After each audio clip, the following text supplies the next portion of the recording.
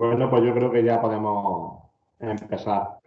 Buenas tardes. Antes de todo, voy a comentar algunas cuestiones técnicas, ¿vale? Para que se desarrolle la tarde como debe de ser. En primer lugar, simplemente les quiero agradecer primeramente a Antonio Moral. A ver si hay por ahí alguno con el micrófono.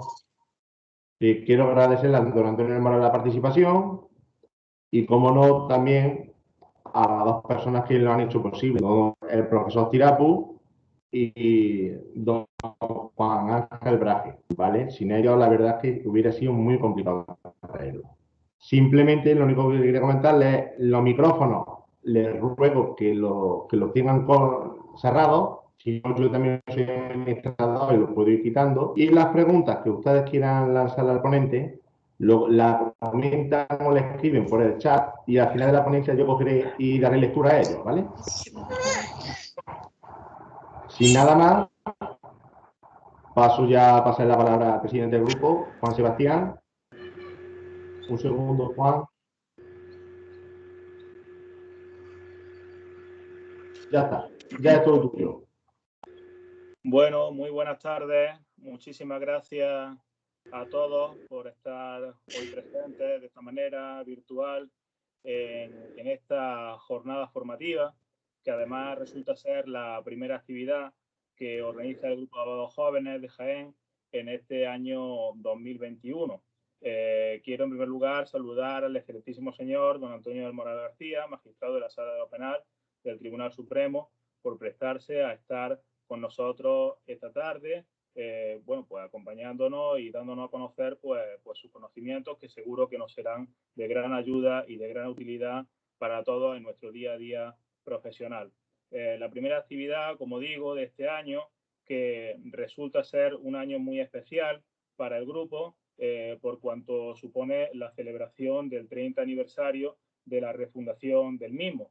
Un aniversario que, aunque ya empezamos de manera anticipada el pasado mes de diciembre con ese concurso literario, ese concurso de microrelato, de relato corto, en homenaje a nuestro primer presidente hace 30 años, en homenaje a Paco Rubio, sí es verdad que en la tarde de hoy, con esta primera actividad, pues lo inauguramos formalmente. Y como no podía ser de otra manera, pues con una actividad, con un ponente de lujo, ¿no? Con una eminencia, vaya.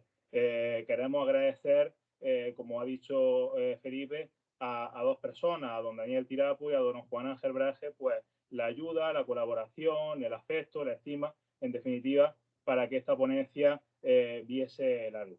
Un año en el que seguiremos haciendo formación, en el que volveremos a reeditar esas jornadas profesionales del Grupo de Jóvenes que hicimos el pasado mes de octubre sobre derecho de familia y que este año serán sobre derecho penal.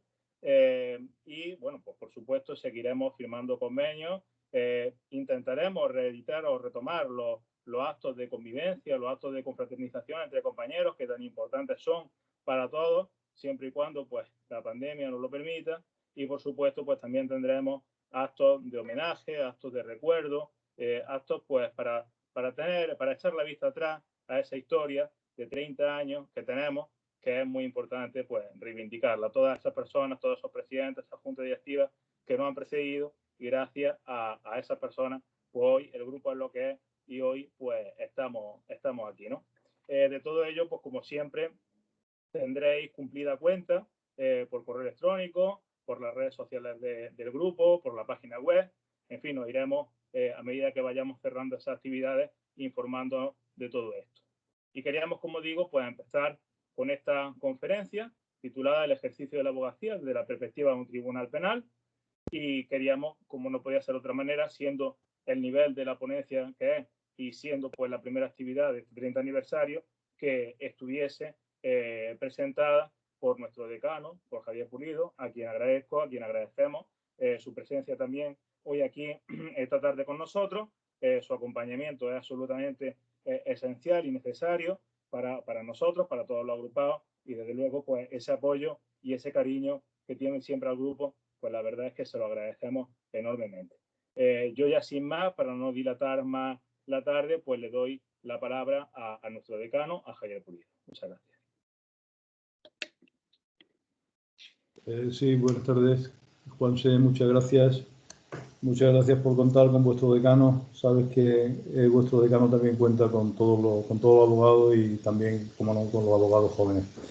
Yo me dio mucha alegría cuando me comunicasteis que venía que don Antonio del Moral iba a dar una ponencia, porque yo tuve la oportunidad de conocer a don Antonio del Moral como ponente en un curso que se dio en el Colegio de Abogados de Compliance.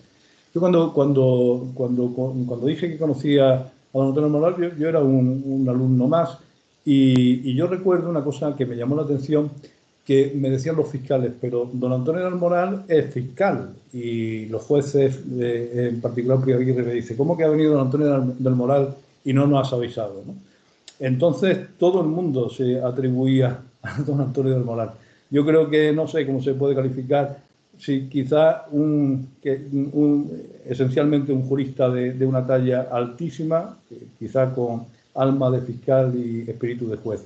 Sin duda alguna, la ponencia va a ser súper amena, eso está claro. Y bueno, pues de estos juristas que nos miramos y decimos, ¿qué hacemos nosotros aquí, ¿no? Para dar unas breves notas, don Antonio del Moral es miembro de la carrera fiscal desde 1983, obtuvo el número 1 de su promoción, ha estado destinado en la Fiscalía de Ciudad Real, en la del Tribunal Superior de Justicia de Madrid y en la Secretaría Técnica de la Fiscalía General del Estado. Es doctor en Derecho por la Universidad Complutense de Madrid, ha sido profesor de Derecho Penal Económico del Instituto de Empresas desde 1985 a 2012, tiene numerosas publicaciones sobre temas procesales y penales, así es director de la colección de estudios de Derecho Procesal Penal de Editorial Comares, ha sido desde su aparición hasta abril del 2012 coordinador de la revista de Derecho Penal de la editorial SEPIN e integrante del Consejo Editorial de otras colecciones. Ha pronunciado numerosas conferencias e impartido cursos tanto en España como en ámbitos internacionales, por designación tanto del Consejo General del Poder Judicial como de la Fiscalía General del Estado. Ha dirigido cursos dentro del Plan de Formación Continuada de miembros de la carrera judicial y fiscal. Fue designado por el Gobierno y ha participado en la comisión de expertos formada para la elaboración de un borrador de Código Procesal Penal, que fue presentado en enero del 2013, y por tal motivo le fue concedida la Gran Cruz de San Raimundo de Peñafort. Es académico correspondiente de la Real Academia de Legislación y Jurisprudencia.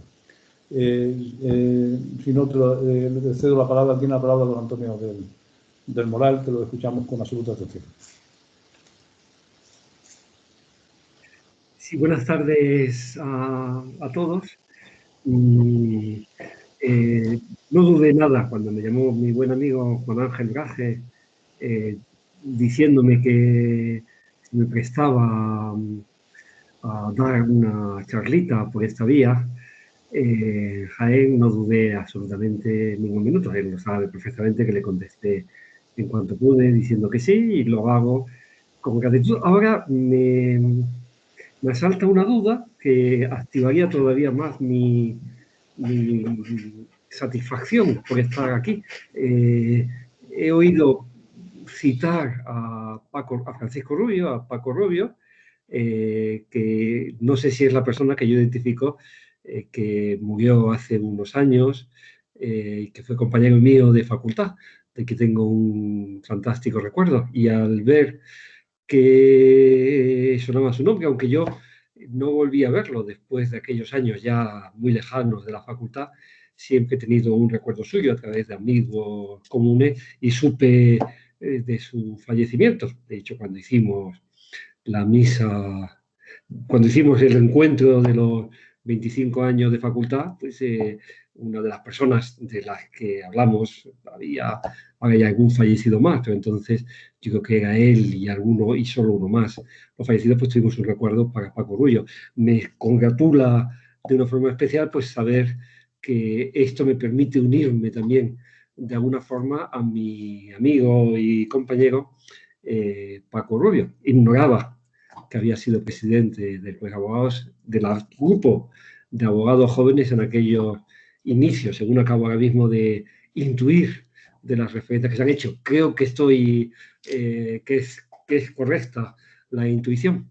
Y por otra parte, Jaén, yo tengo alguna sangre jienense. Mi madre, hace también 2 días que se ha cumplido años, un aniversario de fallecimiento, nació en Linares y tengo yo vagos recuerdos de mi infancia de pasar allí largas temporadas en Linares. Por eso, pues, el sentirme de alguna forma otra vez en Jaén, pues me agrada de una forma singular.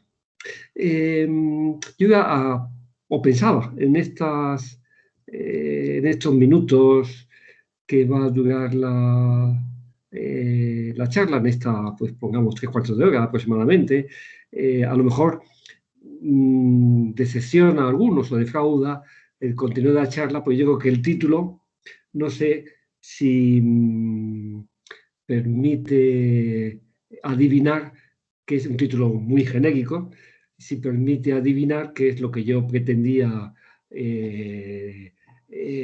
envolver en ese envoltorio, en ese papel, el ejercicio de la abogacía vista desde un tribunal penal. A lo mejor algunos pues están esperando pues algunas indicaciones de tipo práctico, de habilidades, y va por otras sendas las reflexiones que yo pretendía transmitir. No son reflexiones sesudas, académicas, sino más bien algo propias de pues algo dogmático, sino más bien reflexiones de un abuelo cebolleta contando, viendo que era una charla destinada a abogados jóvenes, pues contando cosas un poquito de abuelete. Yo siento o espero que este turno de fraude, pero ahora tenemos una enorme ventaja, tenéis o tienen ustedes una enorme ventaja, que es estar no físicamente presentes, en cuyo caso es más difícil ejercer el derecho a la desconexión que ampara a todo asistente a una ponencia, cuando la presencia física solo puede hacerse una desconexión mental, de poner unos ojos en el vacío, unos ojos parecidos a los que, según me cuentan, ponemos los magistrados a veces en las audiencias públicas, y abstraerse en unos pensamientos mientras el ponente va disertando. Ahora, en esta modalidad es más fácil. Uno basta, si no quiere quedar mal, con dejar encendido el ordenador, apagar la voz e irse a hacer cosas más tranquilas o suavizar lentamente para volver a los ronquidos que a lo mejor hace una horita le estaban rulando a uno. En cualquier caso, tienen la facilidad de que pueden hacerlo, y en cualquier caso, como ha comentado el decano en esta breve presentación, yo he sido fiscal durante 30 años. Hace casi 30 años, no llega a los 30 años, hace casi, desde 2012, hace casi 8 años que pasé a magistrado, porque el hecho de haber sido fiscal durante 30 años me da algunas características. Una de ellas, que estoy muy acostumbrado a hablar delante de gente dormida, o que parece estar dormida, o que por lo menos no parece atender. Yo me gano la vida hablando delante de jueces y, por tanto, estoy muy entrenado para ver gente bostezando mientras uno diserta o con la cara perdida, con lo cual tengan la absoluta tranquilidad que no me afecta a lo más mínimo. Estoy curtido en esas lides el pensar que algunos de los oyentes, algunos de los asistentes, pues están con esa desconexión. La charla, por tanto, es una charla un poco ligera, muy de algunas reflexiones que otras veces, más o menos encadenadas, que tienden, bueno, pues a transmitir cómo, quizás es un poco pretencioso decir cómo vemos los magistrados que trabajamos en penal a los abogados, con qué ojos los contemplamos, si esa leyenda o ese mito que puede existir, es decir, bueno, Aquí da la sensación de que no nos hacen caso, de que no se leen nuestros escritos, de que no contestan a lo que pedimos. ¿Cómo los vemos? ¿Con qué ojos los vemos? Y cómo me parece que el abogado penal tiene que ejercer, o debiera ejercer, su función.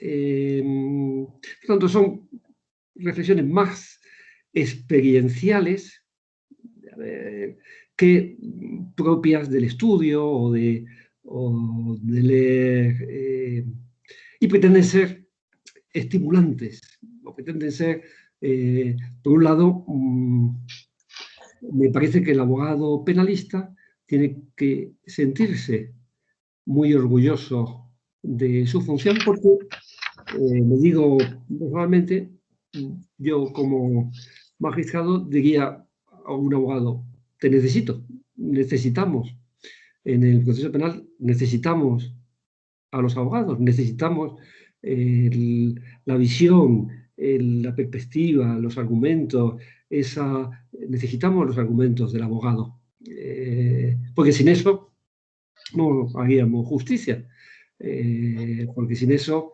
quedaría coja la mesa. Ahora, necesitamos, y también a veces se nota, y se nota, y en esto hago un cierto análisis de compartir culpas. Necesitamos abogados que crean en su función, como necesitamos, y también yo personalmente, o de colegas o de tal, hago crítica y hago magistrados y jueces que se crean su función, que se la crean. Aquí esto me permite entrar en una anécdota antigua, no sé cuánto hay de verdad, yo creo que es una anécdota cierta y cuánto de leyenda, pero se cuenta como cierta, que se cuenta del Tribunal Supremo. No sé si los que estáis asistiendo habéis ido alguna vez al Tribunal Supremo. Es un palacio muy bonito, majestuoso, con mucho empaque. Es digno de ser visto. Cuando tengáis ocasiones, no lo habéis visto por Madrid, cuando vengáis por Madrid, pues no dejéis de dar una vuelta o hacer una visita por aquel edificio. Contad conmigo, o sea, estáis invitados, incluso si alguno quiere venir como investigado, yo tengo mano y puedo hacer gestiones para llevarlo como investigado, que se ve con unos ojos distintos, unos ojos más emocionantes. Pues en aquellos pasillos, que están las distintas salas de la sala segunda, la sala de pleno, en la sala primera, con unas puertas grandes, se cuenta que allá por los años 50, pues una mañana en que había varias vistas de casación, estaban años 50, en que pues todavía las comunicaciones eran complicadas, había muchas más vistas y mucho más vistas de casación, pues los abogados tenían que venir, como dicen los madrileños, o como de provincias, ¿no? Los abogados de provincias pues llegaban al tribunal, muchas veces tenían que haber viajado el día de antes, buscar un hostal, una pensión allí cerca de las Salesas, pues en un expreso o en un tren. Y aquella mañana del año 1950 y pocos, pues había 6 vistas señaladas, con sus correspondientes letrados, esperando desde horas tempranas para no permitirse, aun sabiendo que pues su vista estaba señalada pues, para más tarde. Y la primera vista de casación se prolongó más de lo debido. Pues que había varias partes, habían calculado mal los tiempos, y era un asunto muy enjundioso, y pues, a las 12, después de 2 horas, acababa la vista, cuando quedaban todavía 5 vistas pendientes, con lo que suponía entonces, Entonces, pues si se perdía el tren y ya no habría otro posiblemente hasta el día siguiente. El presidente del tribunal se sintió obligado, cuando entraron los letrados de la siguiente vista, a llamarles y advertirles.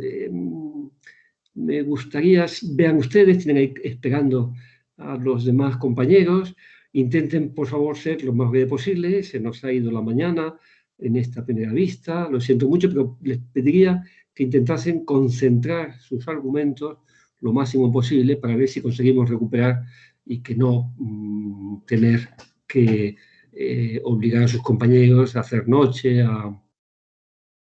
Empezó entonces, los abogados asintieron, empezó la vista y dijo el presidente del tribunal, tiene la palabra el abogado de la parte, el letrado de la parte recurrente para defender su recurso.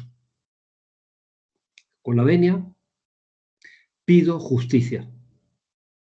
He acabado. El presidente miró con gran agrado y dijo, tiene la palabra el letrado de la parte recurrida para contestar al recurso. Y dijo, amén. Se cuenta que esa fue los informes, la vista más breve que jamás haya habido en aquellas salas del Supremo, y también los más románticos, los más líricos, dice que han sido los informes más elocuentes que jamás se han oído en aquellas paredes. Pido justicia. La anécdota que tiene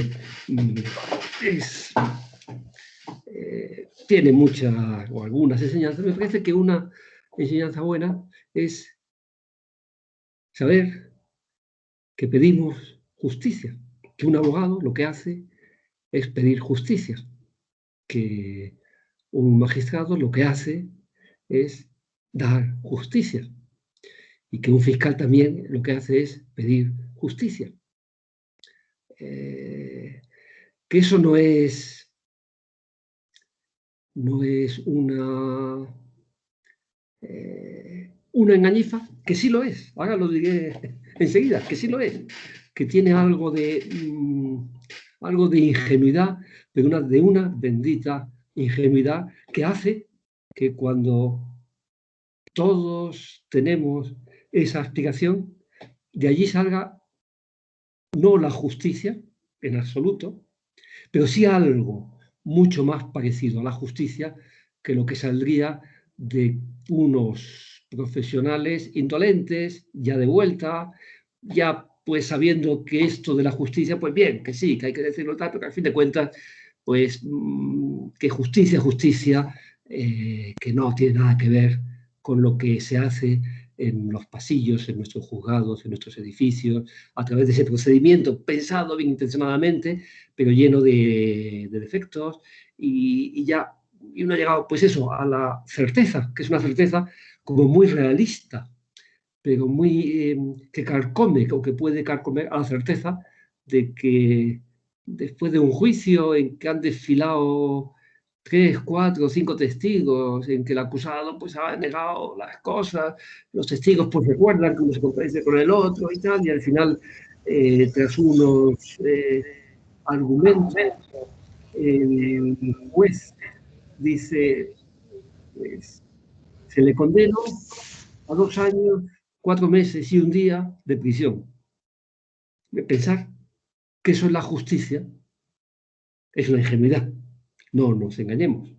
Ahora, qué importante me parece que es que no caigamos en la actitud indolente, decir, bueno, como esto no es nada, entramos en un territorio bueno, pues vamos a hacer. Recuerdo aquí otra, esta es una anécdota conocida, ¿no? Es, la cuenta Dworkin en un libro que se llama La justicia con toga. Dworkin es un famoso filósofo del derecho y cuenta una historia de Oliver Wendell Holmes, uno de los magistrados más míticos que ha presidido el Tribunal Supremo americano.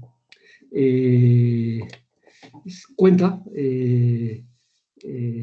Dworkin que una vez Oliver Wendell Holmes, pues había estado tomando un café, merendando, con uno de sus alumnos, que le admiraba profundamente, discípulo que estaba trabajando con él. Y cuando, después de merendar, pues el magistrado Holmes sube en su, entonces no había coches, en su carruaje, que le iba a conducir hasta el tribunal. El alumno, el discípulo, pues levanta la mano y se despide mientras el carruaje está arrancando, llevado por el chofer, y le dice: hasta luego, adiós, maestro, a hacer justicia. Y entonces el Holmes, cuando oyó eso, se pegó un sobresalto, le dijo al chofer: y para inmediatamente el carruaje. Porque el carruaje se asomó por la ventana y llamó: jovencito, jovencito, una aclaración. Mi trabajo no es hacer justicia. Mi trabajo es aplicar las leyes. No lo olvide nunca. Y siguió, reanudó su marcha. Eso refleja en parte la personalidad de Holmes. No está ahí solo, muy solo en parte. Holmes decía también en otra conferencia famosa que el derecho, lo decía con un tono un poco cínico, pero que él decía que el derecho había que aplicar algo, un poquito de ácido cínico. Y decía: el derecho es el arte de averiguar, de profetizar qué va a hacer un magistrado de una concreta corte en un determinado asunto. Y dice: es un trabajo difícil ese ejercicio de profetizar. Algo de razón hay, y de hecho pues sirve, y le sirve a Dworkin como punto de partida de una teoría muy bien desarrollada sobre el derecho, sobre la justicia, sobre la ley. Pero me parece que no es esa la actitud, ahora que se habla de actitud. No voy a poner ejemplos deportivos porque puedo desfarrar, pero la actitud. No es esa la actitud. La actitud es la actitud ingenua de tener fe en la justicia. Una fe, si queréis, casi sobrenatural. A ver si me explico bien y no. La fe es creer en lo que no se ve. Pues algo de esa fe hace falta para ejercer con nobleza nuestras profesiones. Claro, una fe que no vemos, o sea, que dice, bueno, sí, o que a veces nos parece y otras veces dices, esto es injusto. Y uno pues tiene esa sensación, porque no es la ley, porque no han estado el magistrado, porque el otro letrado, porque la parte ha estado, pero a pesar de eso, no perder de vista que uno lo que pide es justicia. Cuento ahora otra historieta. Es una leyenda. Yo la leí en Eugenio d'Ors, ese gran pensador español que se le atribuía a un innominado ministro inglés, político inglés, que había llegado a ser ministro. Luego, lo cierto es que la he encontrado relatada en otros lugares. La he visto en un relato del argentino Enrique Mariscal, la he visto también en internet a veces contada en algunas de estas sesiones de gurús que nos hablan de autoayuda y de tal. Miguel Espinosa, filósofo murciano, también, aunque Miguel Espinosa la relata críticamente, no está nada de acuerdo con lo que revela la fábula, que es una fábula. El relato es el siguiente. Caminaban un personaje por un paseante, un sitio de una cantera de mármol. Y había allí pues distribuidos muchos operarios trabajando, cortando piedra, a 30 metros, 10 metros unos de otros, guardando lo que hoy diríamos la distancia social muy asegurada, picando piedra. Cuenta la fábula que el paseante iba caminando y se acerca a uno de los operarios y le dice: ¿qué está haciendo usted? Y este, que está allí bajo el sol, sudando, con su camiseta, picando la piedra, se vuelve con malhumorado, le mira y dice desafiante: ¿pero no lo está viendo? Estoy picando piedra, ¿no lo ve? El caminante asiente y sigue caminando. Un poquito más allá, a una persona que está haciendo lo mismo, otro operario, trabajando duramente con la piedra después de horas, y le pregunta, le hace la misma pregunta: ¿qué está haciendo usted? Y este le dice: trabajo para sacar adelante a mi familia. Y anda un poquito más adelante y a un tercero que está haciendo lo mismo le pregunta: ¿qué estás haciendo? La misma pregunta, y este se le vuelve, le mira, se queda con la mirada fija y le dice con orgullo: estoy construyendo catedrales. 3 personas haciendo la misma cosa, 3 visiones completamente distintas. Eugenio II, o aquel político inglés, decía que solo el último trabajador era de verdad digno de tal nombre. Pues bien, yo creo que esa historia, esa fábula que tiene también, que encierra algunas enseñanzas, puede servirnos a los que trabajamos en la justicia. El juez no solo dicta sentencias o resuelve asuntos o trabaja para cumplir con el Estado, que es quien le paga el salario. El juez creo que debe buscar la justicia.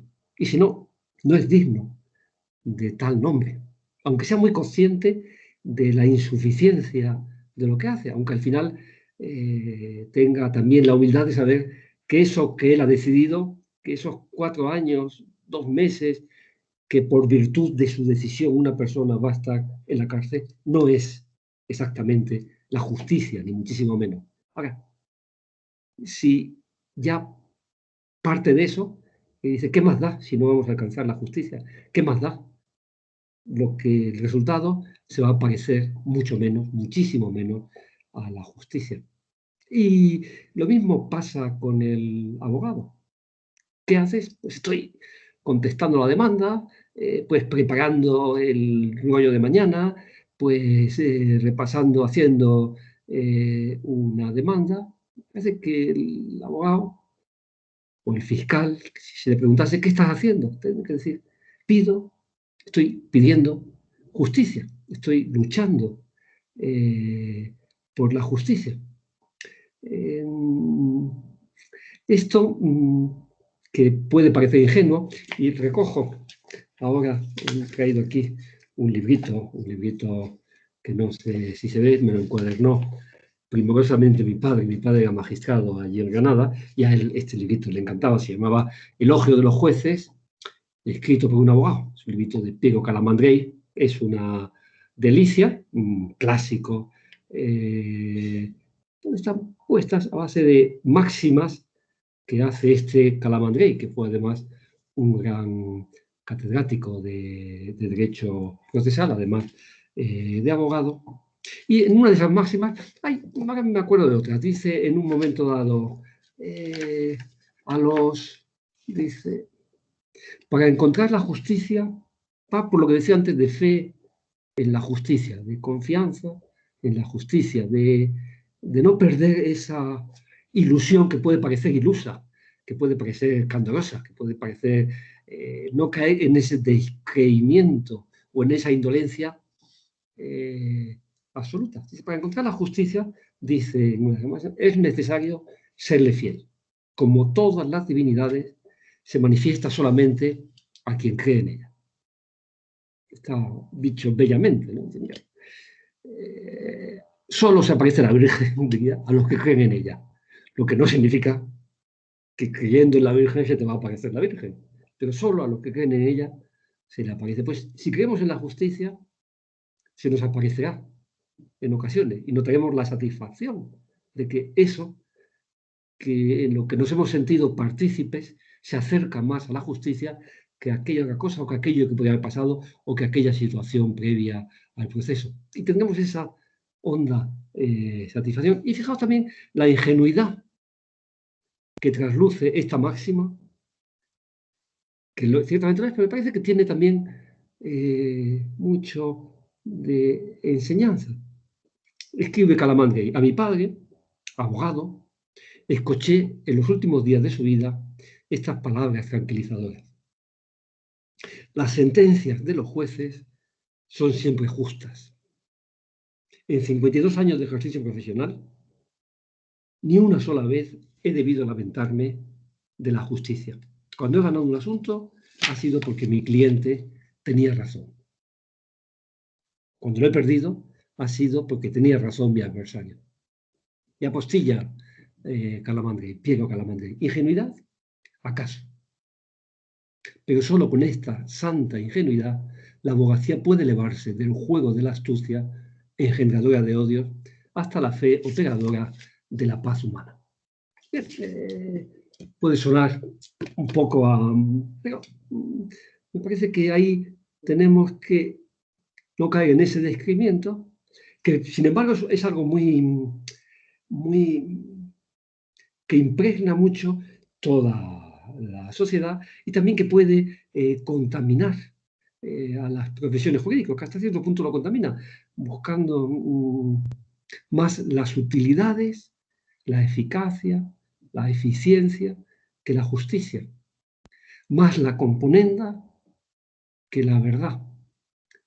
Y eso me parece que acaba minando la propia justicia. Ahora, se me ocurre, pero no voy a meterme por ese camino, todo el tema de las conformidades, eso que hemos heredado del temperamento de la cultura anglosajona, de ese temperamento utilitarista, eficiente, y que tiene sus bondades, no lo digo, pero que al final corren el peligro, me parece que han caído en el peligro, que han caído en ese peligro de convertir eso, la justicia, en una especie de chalaneo, en que nos parezca eso más parecido al mercadillo de Ceuta, donde estamos regateando, o de un pueblo de Marruecos, donde estamos regateando, y en que el fiscal, en lugar de una toga, debería llevar una chilaba, porque parece como más apropiado a la labor que está haciendo, que a un templo, justicia, donde se intenta averiguar qué es exactamente lo que pasó. Me parece que es una manifestación más, aunque ya digo, el tema tiene muchos recovecos y muchas aristas y podría tal, pero ese, bajo una fraseología, sí, bueno, vamos a buscar el consenso, vamos a pacificar el conflicto, pero bajo eso muchas veces lo que se esconde, lo que se agazapa, es unas técnicas, unos hábitos para disminuir trabajo, con el menor trabajo posible, que al final muchas veces se traduce en un yo fiscal, yo juez, te doy días de libertad si tú me quitas trabajo. Mira, si me complicas la vida, pues, pero si me simplificas esto, vamos a solucionarlo y yo te regalo días de libertad. Y que es muy fácil que acabe convirtiéndose en, cuando no cedo, cuando exijo mi derecho a un juicio justo, cuando pues entonces soy sancionado con más privación de libertad, porque si no el sistema no funciona. Y la atenuación en que se convierte eso, pues se convierte en una agravación cuando alguien no se conforma. Y ya, como pasaba, creo que es una cosa que a veces se hace como pasaba, porque decía, hay un articulito que está muy bien escrito, ya digo, la conformidad es uno de los temas que a mí intentaré volver al tronco principal porque no quería meterme en las conformidades, pero hay un articulito que se llama ¿por qué los inocentes se conforman?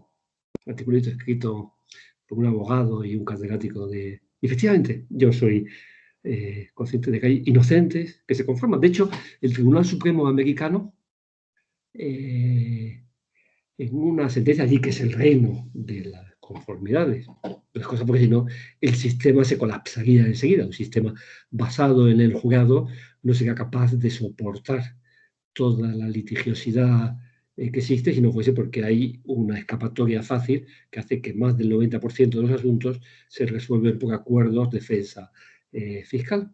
Pero en esos acuerdos, claro, se llega a decir, mire, yo soy inocente, pero acepto la pena que me propone el fiscal de 2 años, porque si no voy a entrar en un juicio en que me dice que me va a pedir 9 años y me va a acusar, en lugar de por imprudencia, por asesinato o por homicidio segundo grado, y no me fío de lo que pueda salir de ese juicio. Por tanto, aunque soy inocente, y las conformidades con protesta de inocencia fueron bendecidas por el Tribunal Supremo americano, diciendo, es la libertad. Mire, yo no soy... Vamos, si usted piensa que es inocente, pero que no le compensa entrar en un juicio porque puede salir condenado, pues hace usted muy bien en conformarse y no seré yo quien diga que eso está mal. Hay algo perverso, me parece a mí, en esa filosofía, en esa práctica. También algo que tiene que ver con la degradación, con la devaluación del concepto de justicia o con la degradación del concepto de verdad. Como aquí esto no es justicia, ni tiene nada que ver con la justicia, esto lo único que tiene de justicia es el nombre, aquí de lo que se trata es de llegar a unas soluciones que cuanto a más gente agraden, mejor. Y por tanto, si con una persona inocente con 2 años que no va a la cárcel, con otra víctima que se siente satisfecha por tal, porque además le han pagado algo, y el tribunal feliz porque no ha trabajado, y aquella mañana de 8 juicios pues se ha quedado en 3 porque han llegado los demás a 5 conformidades, pues mira, pues eso es mucho mejor. Y nos importa menos, ha pasado ya a un segundo plano, bueno, pero aquí se ha hecho justicia, esto era lo justo en cada caso, y ese recuperar el concepto de esa pelea por la justicia, ya digo, no es que yo reniegue totalmente de las conformidades, me parece que es una manifestación clara de eso. Fíjense, hay aquí una cita que tiene que ver, ya digo eso, también con algo muy extendido en el panorama actual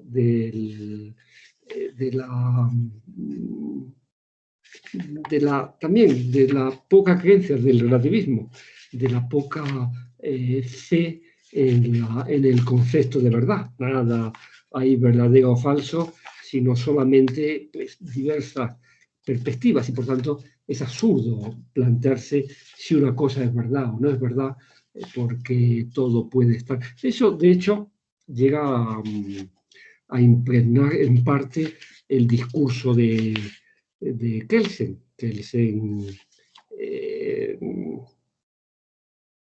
En una obra, Elogio de los jueces, no, perdón, la obra Fundamento y Razón de la Democracia, utiliza el ejemplo de Pilatos para explicar cuál es el auténtico espíritu democrático. Y dice, Pilatos hizo lo que tenía que hacer, preguntar qué es la verdad y concluir que la verdad es un concepto que no existe, y solucionar el tema acudiendo al principio democrático, a preguntar a la mayoría de la gente, que le dicen, crucifícalo, dice, y se comporta, dice Kelsen, sin un mínimo sarcasmo ni asomo de ironía, se comporta como un perfecto demócrata, renunciar a la discusión sobre la verdad y acudir al criterio mayoritario. Y en la justicia a veces puede pasar también eso. Si renunciamos al concepto de justicia, acabaremos haciendo cosas convenientes o más o menos, pero que no son realmente la justicia. Un historiador inglés muy célebre, Tony Judt, fallecido hace 10 años, si no recuerdo mal, se lamentaba de esa línea de fuerza que se aprecia en nuestra sociedad occidental y que me parece que también lastra algo nuestros tribunales de justicia. Decía, hay algo de profundamente errado en la manera como hoy vivimos. Sabemos el precio de las cosas, pero no nos hacemos idea de lo que valen. A propósito de una decisión judicial o de un acto legislativo, ya no nos preguntamos, ¿es bueno? ¿Es justo? ¿Es correcto? Y estas eran las preguntas políticas que había que hacerse, aun cuando no propiciasen respuestas simples. Por tanto, no renunciar a esa aspiración honda por la justicia. Sentir o en autoengañarse diciendo pido justicia cuando uno va a acudir a ese juicio o voy a pedir justicia. Me parece que esa es algo, aunque pueda parecer pues eso, excesivamente líquido, me parece que es algo importante para que nuestro trabajo sea bueno. La justicia se pide, se suplica, que es todavía como más humillante que el pedir, se suplica, que es lo que reza en los pies de los escritos es justicia que pido o suplico a ese tribunal. Me parece que también es una enseñanza, algo que nos permite reflexionar. Hay un dicho inglés, esto es un poco de Butaz, tiene algo de Butaz, pero creo que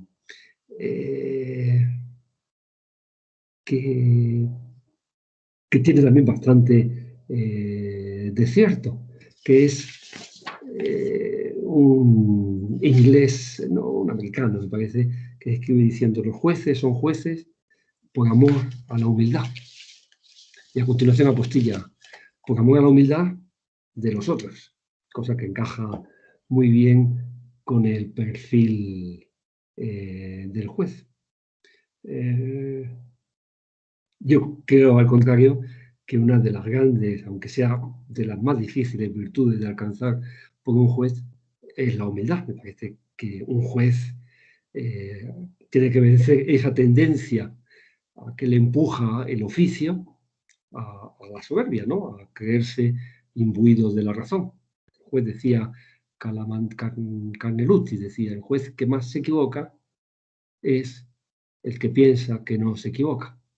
Y un juez que piensa que no se equivoca es peligrosísimo. Y al revés, un juez que piensa que se equivoca, que se puede equivocar y que se equivoca, de hecho, muchas veces es un buen juez. Para eso tiene también su contraprestación en el letrado, tiene también su reflejo en el letrado. El letrado tiene que ser muy consciente de que el juez tiende a la vanidad.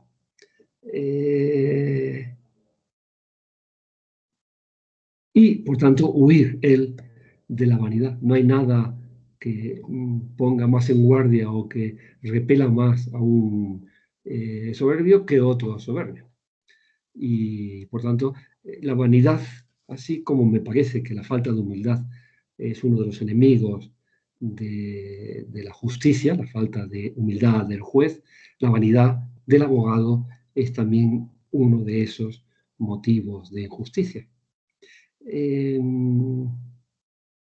María Cervelló era un abogado del Estado grandísimo, falleció hace unos años con motivo de una esclerosis que fue degradando y que llevó con una entereza admirable. Siguió dando clases, a veces con él, pues ya cuando estaba casi completamente inhabilitado para ello. Y escribía cosas y decía que la vanidad era uno de los grandes riesgos del abogado. Un abogado no exige justicia, sino que la pide, la suplica. Y muy mala práctica cultivar un cierto aire de superioridad frente al juez o provocar la impresión, aunque sea como pura estrategia, provocar la impresión de que uno pretende adoctrinarle o darle alguna lección jurídica. altanería, orgullo, petulancia, deben de dejarse a las puertas de la sala de justicia. Y el abogado sabe que es portador de intereses ajenos, que no es él el protagonista de ese juicio, que él está pidiendo en nombre del acusado, en nombre de la acusación, en nombre del responsable civil, que él es el protagonista y que él es el que tiene, que están sus intereses allí en juego. Por eso la vehemencia es admisible, pero la obstinación no. Efectivamente, si el juez se equivoca, pero no, pues hay que asumirlo con esa ingenuidad de que hablaba Calamandrei.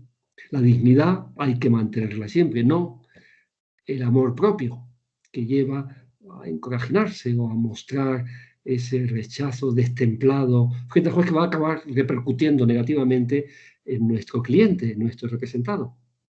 El abogado debe sugerir al juez tan discretamente los argumentos para darle la razón que nos genere la convicción de que los ha encontrado por sí mismo. Leo otra máxima de ese librito de Calamandrei. El aforismo Iura nobis curia, que todos conocemos, los jueces, los tribunales conocen el derecho, dice Calamandrei con agudeza. No es solamente una regla de derecho procesal, que significa que el juez debe hallar de oficio la norma que corresponde al hecho, sin esperar que los tribunales se la indiquen. Es algo más. Es una norma de cortesía forense. Es una regla de corrección forense, que indica al abogado, si siente interés por la causa que defiende, que le conviene no darse tono de enseñar a los jueces el derecho. Al contrario, la buena educación impone que se les considere como maestros. Será gran jurista, pero verdaderamente pésimo psicólogo y, por tanto, mediocre abogado, quien hablando a los jueces como si estuviese en cátedra, los enojara con la ostentación de su sabiduría y los fatigase con demasiadas y obstrusas expresiones doctrinales.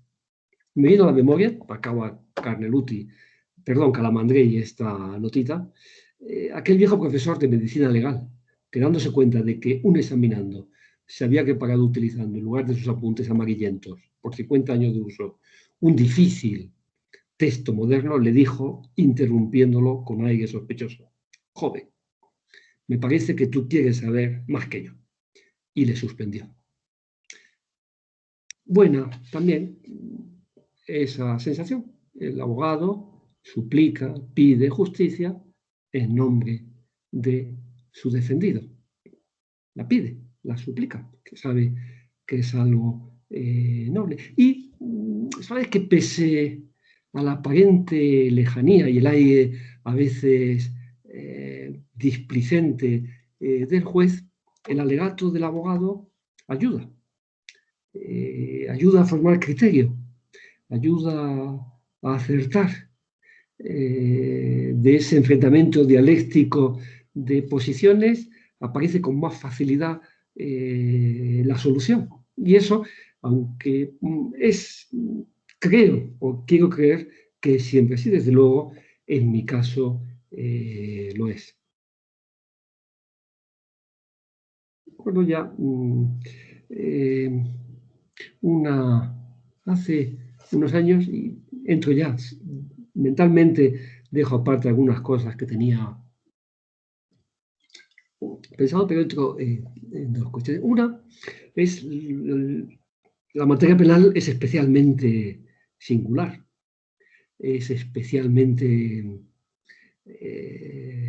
complicada, porque nos enfrentamos con intereses que afectan, inciden mucho en la vida de las personas, tanto de víctimas como de victimarios, tanto de presuntos culpables como de presuntos inocentes, tanto de culpables como de inocentes, tanto de víctimas como delincuentes. Eso hace acercarse a ella también con un temblor que seguro que cualquiera de vosotros cuando habéis hecho un asunto penal sentisteis la primera vez y que conviene tampoco perder y que hemos sentido o que he sentido yo al ser fiscal o al firmar una sentencia y que intento no dejar de sentir, que ahí no jugamos mucho. Me permito recomendar, ya han salido algunos libritos, que también lo he traído aquí, se llama Las miserias del proceso penal, es un librito de Carneruti,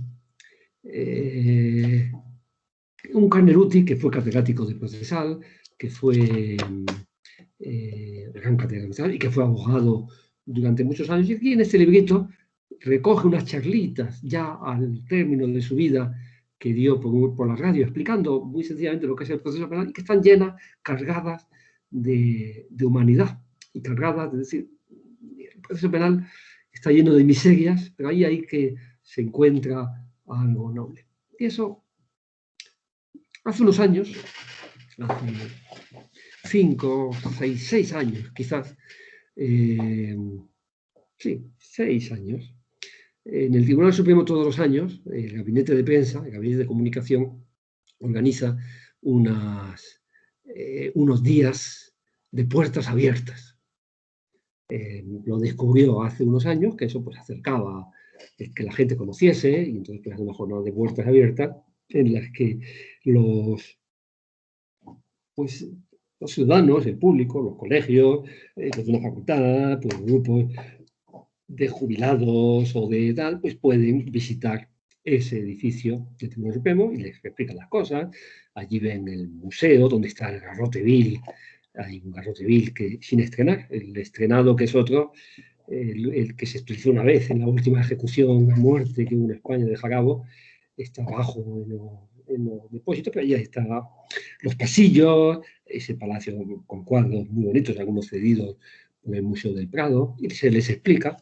Pero al cabo de unos años de experiencia, descubrieron que a la gente, aparte de ver eso, pues le gustaba también ver a un magistrado del Supremo. Eso también, eso de poder verlo y tocarle un poquito y comentarle, pues también tenía su atractivo. Y desde entonces, pues la jefa del gabinete pues nos llama, o va llamando, va distribuyendo cada año, y llama a algunos magistrados y dice, oye, ¿os importa hoy? ¿Os importa que tenemos unas puertas abiertas? Os pongo un grupo y vamos recibiendo al grupo. Aquel año me llamó a mí Maite, y yo llevaba 1 año y medio en el Supremo, de magistrado desde la Fiscalía, o 2 años. Me dijo, oye, el viernes tú puedes estar, sí, perfecto, pues el viernes a las 10, estupendo, aquí me tienes. Y el jueves la llamé yo para preguntarle, Maite, ¿quién tengo mañana? Y me dijo, pues mira, fácil, tienes a 80 personas. ¿Cómo que 80 personas? Eso son muchísimos. No se preocupe porque son niños de un colegio de 8 a 10 años. Y dice, pero, Maite, esto no me lo puedes hacer, pero niños, ¿qué hago yo con los niños? Antonio, tú te bandeas, tú lo hagas muy bien, tal, pero... Y al cabo es que no pude escaquearme de aquel compromiso adquirido con cierta ignorancia. Yo cuando llegué a la residencia donde vivo, al mediodía fue una tarde tortuosa porque ya estuve todo el día pensando qué hago yo con 80 niños de 8 a 10 años. En la residencia lo conté y empezó la gente a darme algunas ideas, muy típico del español, ¿no? Uno me dijo, oye, ¿y por qué no te vas vestido de payaso? Yo por algún momento la verdad es que me pasó por la cabeza y dije, hombre, pues esto va a tener éxito. Pero luego pensé, son muy jovencitos todavía para abrirle los ojos, vamos a dejarlo que lo descubran por ellos mismos, no va a ser procedente. Alguien me dijo una cosa, tal, y uno me dijo, llévate chocolatinas, digo, que son 80.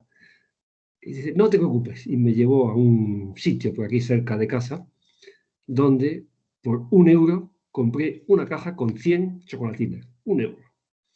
Las chocolatinas debían de estar tóxicas, pero lo cierto es que no pasó nada. No ha habido ninguna queja y ya ha prescrito todos los hechos. Pues bien, me llegué allí con las chocolatinas y con un plan pergeñado, con un plan estratégico, con las chocolatinas. Llegaron los niños, pero aquello empezó muy mal. Los niños entraban pegándose unos a otros, hablando, chillando, algunos llevaban incluso móvil, estaban no sé qué, cuando yo intenté empezar a hablar, los senté allí en la sala segunda, sentados, uno se levantaba, el otro le pegaba un codazo al otro, empecé yo a hablar, no me hacían ni caso, dije, bueno, a ver, sentados, a ver, ¿qué soy yo? ¿Qué soy yo? Y por fin ya el profesor, un poco abochornado, a la que tenía al lado, le dijo, contesta, y esta levantó la mano y dijo, pues usted es un juez. Y le dije, sí, muy bien. Y saqué una chocolatina y dije, chocolatina. Y aquello fue mágico. Ya en ese momento todos los chavales vieron que sacaba una chocolatina, que se la daba a la chiquilla la abría, empezaba a comerla y mano de santo, el consejo de las chocolatinas vino muy bien. Ya todos captaban la atención y seguí con el plan que yo había gestado. Bueno, y una chocolatina, bueno, ¿y yo soy juez dónde? En el Tribunal Supremo, muy bien, chocolatina. ¿Y los jueces qué hacemos? Pues levantaban la mano ya todos peleándose y decían, a ver tú, los jueces ponéis sentencia, muy bien, chocolatina. A ver, y cada vez iba apuntando cosas y ya empecé por la línea. Y los jueces, vamos a ver, ¿y un juez del Tribunal Supremo es más que un juez de instrucción? Bueno, sí, chocolatina. ¿Y es más que un juez de la Audiencia Nacional? Sí, chocolatina. ¿Y es más que el presidente del Tribunal Superior de Justicia de Madrid? Me levanta la mano. Sí, es más, chocolatina. Digo, esto va bien. Y después de varias preguntas, dije, bueno, ¿y los jueces del Tribunal Supremo? Que somos más que los jueces de instrucción, que es más, que está por encima del juez Ruz, del juez de la Audiencia Nacional, de los tribunales superiores de justicia. Los jueces del Tribunal Supremo, ¿nos equivocamos? Todos, no, no. ¿Cómo se va a equivocar? Un juez del Supremo que es lo más de lo más. Pero no había chocolatina. Y entonces yo dije, sí, nos equivocamos. Una cara de decepción en aquellos niños. Joder, nos equivocamos. Incluso una niñita se atrevió a decir, y cuando os equivocáis, os meten en la cárcel. Yo dije, no. Si no lo hacemos aposta, no. Si lo hacemos aposta, sí. Si no lo hacemos aposta, no. Y ya saqué esa enseñanza que yo quería transmitirles. Nos equivocamos. Os voy a poner una cosa que pasó y que veáis cómo nos equivocamos. Hace unos años, y efectivamente en aquel momento había pasado eso un poquito antes, pues les dije, hace 8 años, en Marbella, un día pues una chica joven pues se fue por la noche a divertirse con sus amigos, con sus amigas, y cuando volví a casa ya de madrugada, pues entonces, de pronto llegó un tío por la espalda, la cogió, la empujó, y dije yo con mucha delicadeza y con mucho pudor, e hizo con ella cosas feas. Inmediatamente los niños dijeron que la violó, ¿no? Y se fue abajo toda mi delicadeza, que la violó, ¿no? Sí. Y sí, sí, la violó. Y entonces, pues la chica fue a denunciar, estaba muy dolida, fue a denunciar, y entonces la policía, pues empezó a investigar y le enseñó fotos de gente pues, que estaba implicada, que tenían allí, y dijo, este ha sido. Y señaló a una persona que había tenido denuncias por riñas y por otras cosas, que era una persona holandesa que trabajaba en un hotel de empleado. Fueron a detenerlo. Él dice, ¿pero por qué me detienen? Y cuando le preguntan, yo no he sido, pero ¿y qué hizo usted esa noche?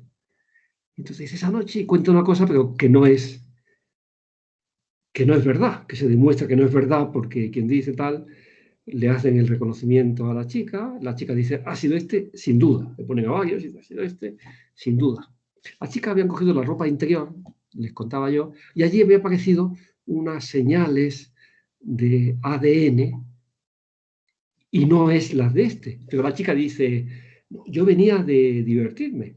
Mire, si hay otras señales, no significa nada, porque yo esa noche pues había hecho, con lo cual llega el momento del juicio, a este lo condenan, llega al Tribunal Supremo la sentencia condenatoria, diciendo que no había respeto de la presunción de inocencia. El Tribunal Supremo confirma la sentencia y le condenan a 12 años de prisión. Y 8 años después, en Inglaterra, detienen a una persona por unos abusos sexuales, pero también unas agresiones sexuales. En esa persona le toman el ADN y lo meten en la base de datos.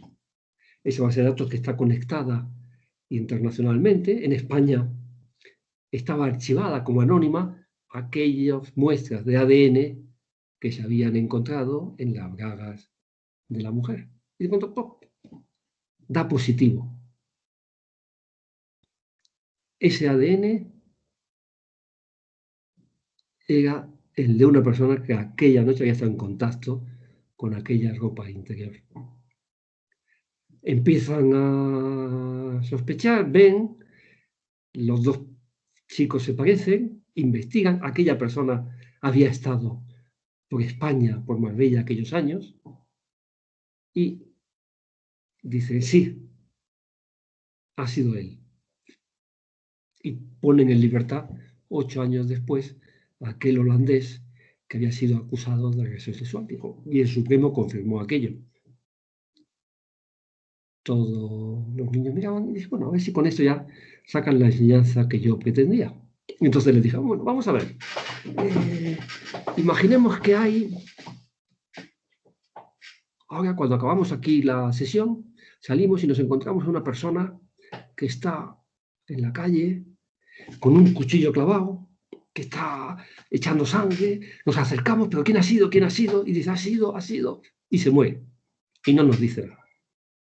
Y ya pues empieza la investigación, viene la policía que ha detenido a una persona que estaba allí cerca corriendo, y esa persona pues resulta que es el peor enemigo de tal, que lo había amenazado de muerte, el cuchillo, cogen las huellas y estaban las huellas de esa persona, y decimos, bueno, ya esto está claro, pero de pronto aparece un testigo y dice que no ha sido este, que yo estaba allí viendo y tal, y que no, que ha sido otro, y a este le preguntaba y él dice, no, mire, yo es que llegué por allí y pasaba por casualidad y vi cómo me lo encontré con un cuchillo clavado y me acerqué y cuando iba a quitar el cuchillo vi que se moría y pensé, van a pensar que soy yo, y salí corriendo. Y todos decimos, bueno, esto es un cuento, pero el testigo dice que no, que es verdad, que él lo vio, que tal.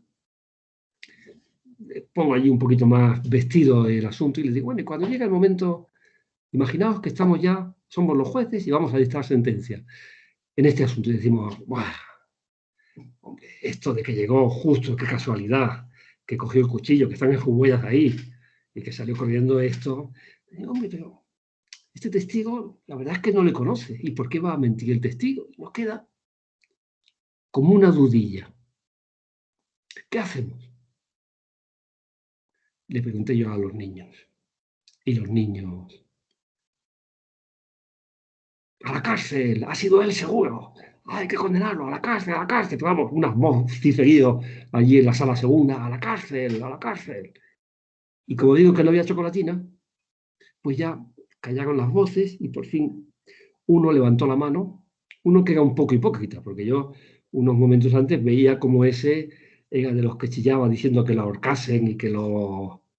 Y entonces le digo, a ver, ¿tú no lo meterías en la cárcel? Dice, no, yo no lo metería en la cárcel. Digo, vaya, hipócrita este, cómo le gustan las chocolatinas. Y digo, ¿y por qué? Y me dijo una cosa, un niño de 9 años. Me dijo, porque si lo metemos en la cárcel y no ha sido él, cometemos 2 injusticias. Un inocente en prisión y un culpable en la calle. Y si no lo metemos en la cárcel, solo cometemos una injusticia, que es un culpable en la calle.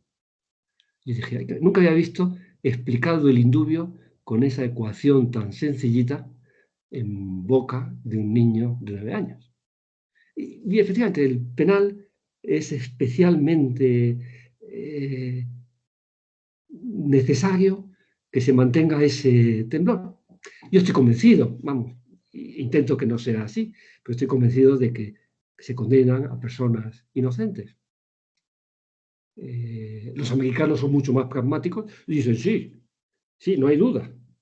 Aquí nos cuesta aceptarlo, pero se condena a personas inocentes. Esperemos que sean pocas, que sean los menos casos posible, y hay que pelear para que no sea ningún caso, pero tendemos a callar la conciencia.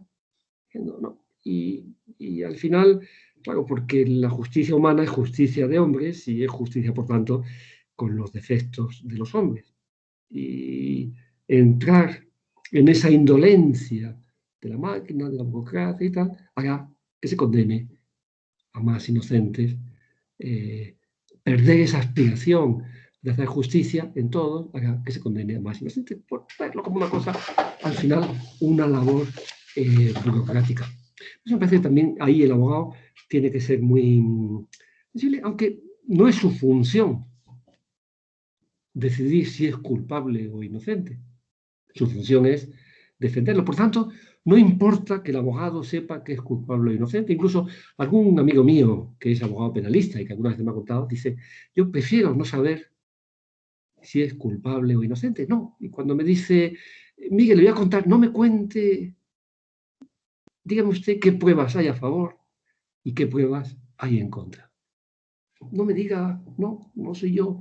Yo lo que necesito, mi labor consiste en eso, en hacer prevalecer la justicia, y parte de esa justicia general es que prevalezca, en su caso, el indubio.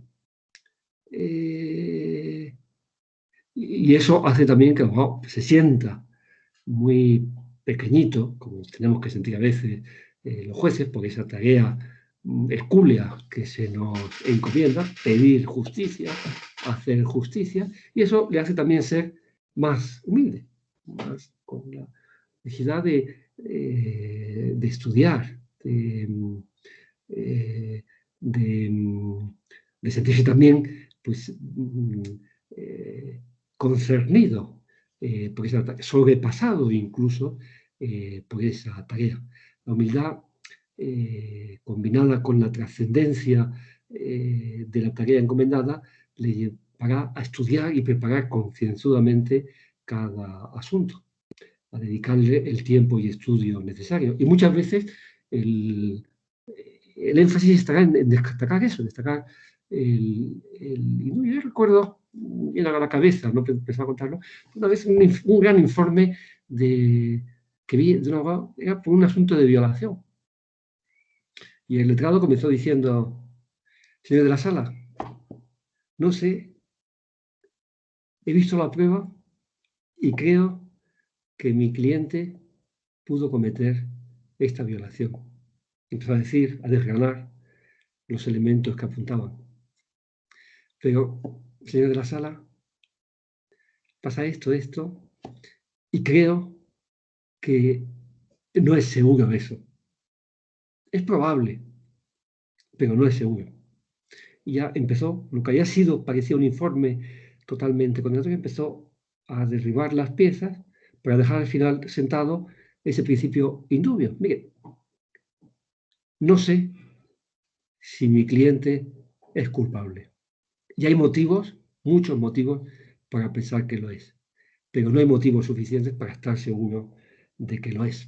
Es una fórmula que igual era retórica, que igual estaba, pero creo que eso ennoblece la tarea del abogado, siendo una tarea vocacional. Acabo ya con dos cosas porque creo que se ha pasado el tiempo sobradamente. Acabo con dos un poquito más ligeras, más de andar por casa. Hay un mito de los abogados, saben, o si no lo sabéis, yo os lo cuento, como el patrono de los abogados en España es el Raimundo de Peñafort, pero en muchos países es San Ivo. Incluso en el Colegio de Abogados de Zaragoza, Carlos Carnicer me lo hizo notar una vez, el patrono es San Ivo, y en Canadá, en Agustín de Italia, y tal, San Ivo, que era un monje bretón del siglo XIII, fue canonizado por Benedicto XV, Benedicto XIV, y San Ivo está enterrado en Italia, y en su lápida, en su tumba, reza el siguiente epitafio: Santus Ivus, San Ivo, erat Brito, era bretón, avocatus ectamen non latro, res mirabilitur populi. Era abogado, y sin embargo no ladrón, cosa por la que era muy admirada por el pueblo.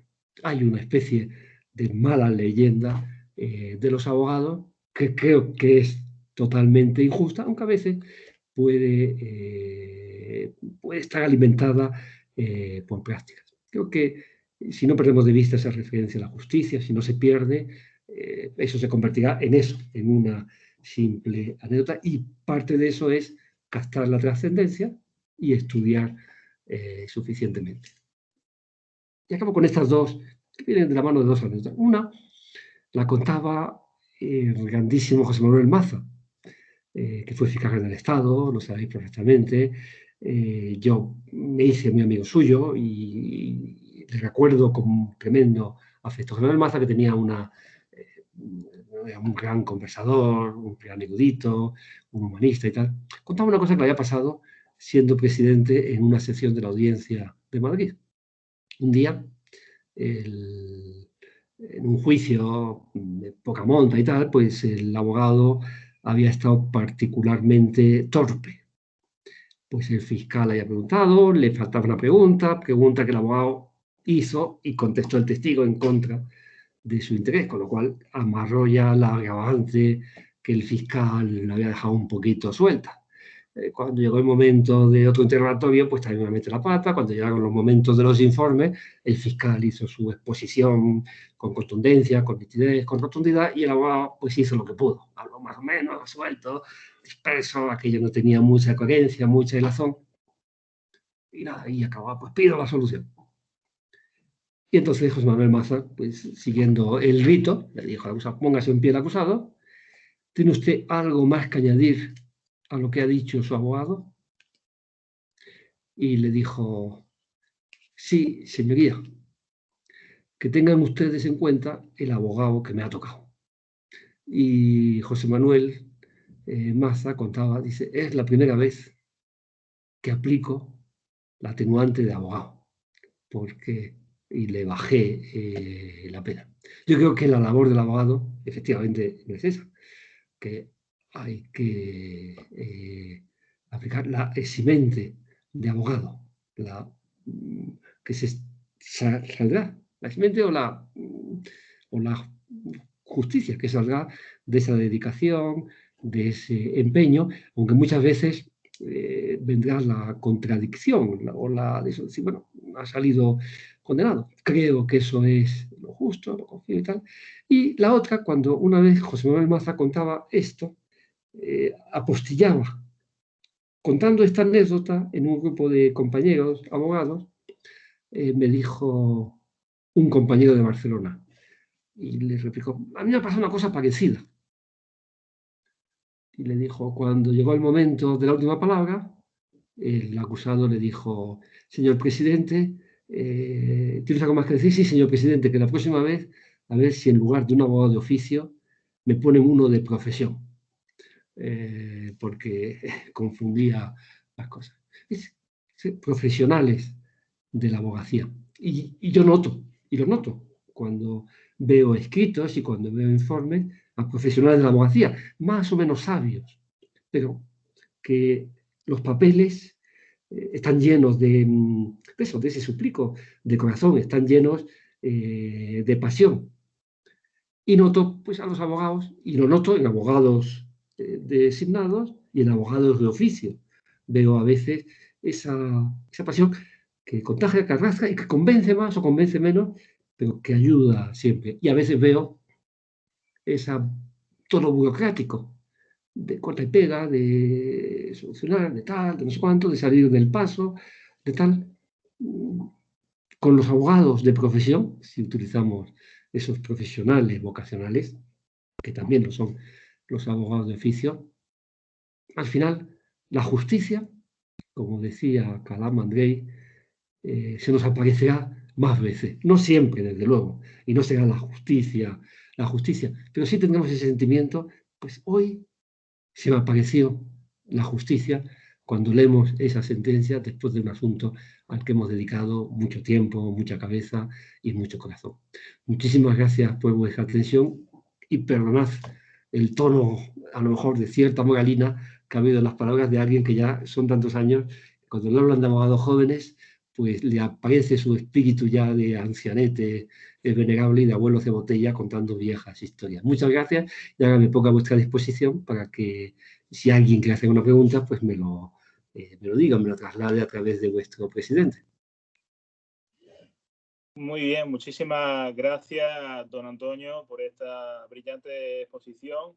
Creo que sí, que hay alguna pregunta. Esto queda muy frío porque nos gustaría darle el más que merecido aplauso por esta conferencia, pero claro, las redes sociales y las tecnologías es lo que tiene y con los micrófonos silenciados pues no podemos hacerlo. Pero bueno, le doy la palabra al tesorero, a Felipe Romero, que creo que ha ido cogiendo, apuntando algunas de las preguntas que han ido llegando por el chat y para que se las formule. Muchísimas gracias, don Antonio. La verdad es que ha estado súper interesante y súper amena la charla. Ha sido muy, pero muy fructífera. De verdad, enhorabuena. Me preguntan por aquí, ¿cuál ha sido el momento profesional más difícil para don Antonio del Moral? Es una pregunta que necesitaría cierta reflexión. No se había contestado ahora directamente, pero a veces hay cosas o decisiones que atormentan, ¿no? Y a veces también la sensación, en algún caso, y ahí tengo algunas grabadas, la sensación en algún caso de que, bien siendo fiscal, pues que tenía que defender algo en lo que podía creer, pero que no me convencía del todo, pero que tenía que defender el criterio de la fiscalía, porque al final te debes a la fiscalía. O siendo magistrado, que pues hay una mayoría que piensa en un sentido, ¿qué tal? Y tienes el temor de que eso no sea lo acertado, aunque lo aceptas, porque es el criterio, porque es la institución, porque no eres tú el que no te equivocas. Esos momentos que a veces te llevan a dar vueltas a la cabeza, aunque no son grandiosos, ni grandilocuentes, ni llamativos para nadie, pues sí que son difíciles, ¿no? Pero así de decir, bueno, un momento, tal, no identificaría ninguno. Otra de las preguntas que nos llegan es, ¿cree usted que la opinión pública en temas populares que salen en el telediario, como por ejemplo el de la manada, afecta a las decisiones judiciales? La respuesta oficial es no. Ahora, es no. Ahora, también en esa respuesta, no lo oculto, hay algo de ingenuidad. Sí, no sé cuándo, no sé cómo, no sé si para bien o para mal, pues a fin de cuentas hay quien dice, pues efectivamente, hombre, al final de cuentas esto es la justicia emanada del pueblo, pues la opinión del pueblo tiene que tal, pero algo sibilinamente, sinuosamente, algo incluso que no es identificable, que incluso en los magistrados, pues intentamos convencernos de que no es así y poner los mecanismos para que no sea así. Yo creo que al final algo influye y por eso hay que tener o exigir cierta responsabilidad con esas, pues, para blindar algo, ¿no? O sea, no digo, me parece que es muy bueno para la libertad de expresión, la libertad de opinión y tal, es más que de leyes, de cultura general. O sea, que no podemos volver, las elecciones, decía un magistrado del Tribunal Americano, no son como las elecciones, los juicios no son como las elecciones, que se ganan con mítines y con manifestaciones y con tal. Perdón, señoría, quiero presentarme. Soy Daniel Tirapu. ¿Qué tal? Buenos días. Buenas tardes. Hola, Daniel. Muy buenas. Señoría, siga, que merece la pena. Sí, entonces no, eso decía, digo, no, esa es la respuesta oficial, eso es lo correcto y tal, pero de hecho, sí. ¿Cuánto, en qué medida, hasta el punto de cambiar una decisión en un sentido o en otro? No me atrevo a decirlo. Creo o confío en que no, pero sí, sin duda influyen. Y uno intenta, también cuando hay temas especialmente, cada juez tiene ahí también su librillo y sus técnicas. Yo cuando hay temas especialmente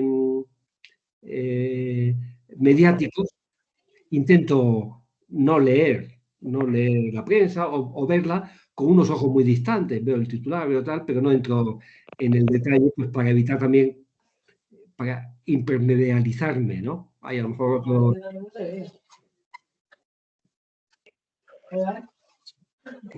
Por aquí me escriben, ¿qué opinión le merece en general la intervención de los abogados en el proceso? Buena, vamos a ver. Ahí hay también un... Yo creo que hicieron... lo digo sí, y lo he dicho más veces, o sea, que no... Hicieron muy bien su trabajo, hicieron muy bien su trabajo. A veces se me... cada uno con su estilo, yo creo que hicieron un buen trabajo, por dedicación y por planteamiento. A veces se les critica, o he leído yo críticas, o he oído comentarios de críticas, es que fue una defensa demasiado política o demasiado tal. Yo creo que el abogado se debe a su cliente. Si el cliente lo que quiere es una defensa con un cierto tono, es eso lo que tiene que hacer el abogado. Si el abogado se siente incapaz, pues tendrá que decir, no, hombre, siempre tiene unos límites, que son los límites de decir, mi profesión es la de abogado y yo lo que vengo es al proceso, hacer esto con unas reglas que son procesales y que acepto. No voy a hacer aquí espectáculos, no voy a hacer tal. Ahora, me parece que dentro de eso, pues el abogado o las defensas que os traigan por una línea técnica, una línea exquisita y marcadamente técnica, pues lo hicieron muy bien. Y las defensas, que en esa línea técnica, también en esa altura técnica que todos tenían y de estar muy habituados al foro y tal, pues que pusieron también algunos componentes pasionales o de cierta adobos o salpicaduras de tipo más político, más filosófico, más tal, me parece que si eso es, y me da la sensación de que era eso lo que le pedían sus clientes, me parece que eso es lo que tiene que hacer un abogado, pedir justicia y pedirle en la forma que su cliente le pide que la pida, ¿no? Haciéndose, traduciendo a términos técnicos, jurídicos y forenses lo que el acusado quiere decir en su defensa o quiere alegar en su defensa. Por tanto, a mí me pareció muy correcta la intervención o las líneas generales de las defensas en el proceso. Y yo creo que la última pregunta tampoco nos queremos cansar mucho. ¿Qué sensación le produce los beneficios a los condenados del proceso? Hablamos del tercer grado, hablamos del posible indulto. Yo también preguntaría, ¿van a devolver el dinero que han gastado en todo esto? Las abogadas del Estado, que fueron luego todas dimitidas, fueron fantásticas en su intervención. Vamos a ver, yo los temas jurídicos, que todos los que tengo que hablar, no hablo y me los pienso, eso lo digo en todo eso, los pienso cuando los tengo encima de la mesa. Por tanto, pues sensación ninguna. O sea, cuando me venga profesionalmente, si llega, si no, pues nada, cuando venga profesionalmente, pues como cualquier otro asunto, pues lo estudio y lo resolveremos. O sea, que no hay nada. Y en cuanto a lo de devolver el dinero, eso no es un tema que se enjuiciase en el Tribunal Supremo porque hay un problema técnico, vamos, hay un problema técnico.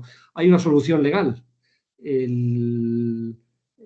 La malversación de caudales públicos, la ley orgánica del Tribunal de Cuentas, y la ley de funcionamiento del Tribunal de Cuentas obliga a llevar todos los asuntos, todas las derivaciones de responsabilidades civiles, que es responsabilidad contable, hay que ventilarla ante el Tribunal de Cuentas.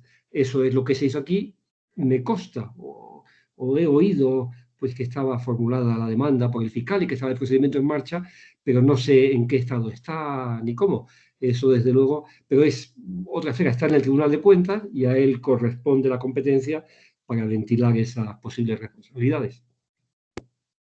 Pues nada más, simplemente por agradecerle su enorme disponibilidad a la hora de la ponencia, de que incluso ha sido usted el que, por problemas de agenda o simplemente por una dedicación total, el que ha puesto la fecha tan cercana, porque la verdad es que ha estado usted disponible para nosotros en todo momento, ¿vale?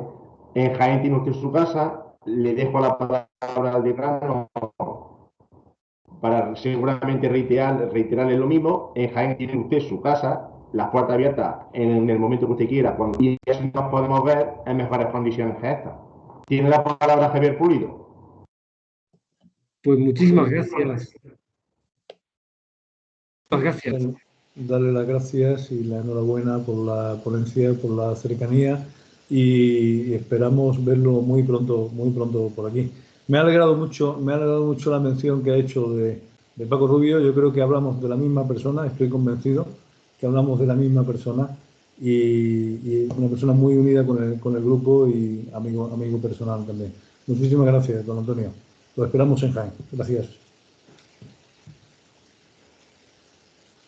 Pues nada, muchísimas gracias a todos los participantes. Que ¡Bravo! tengáis un buen fin de semana. Muchas gracias, bravo. Adiós.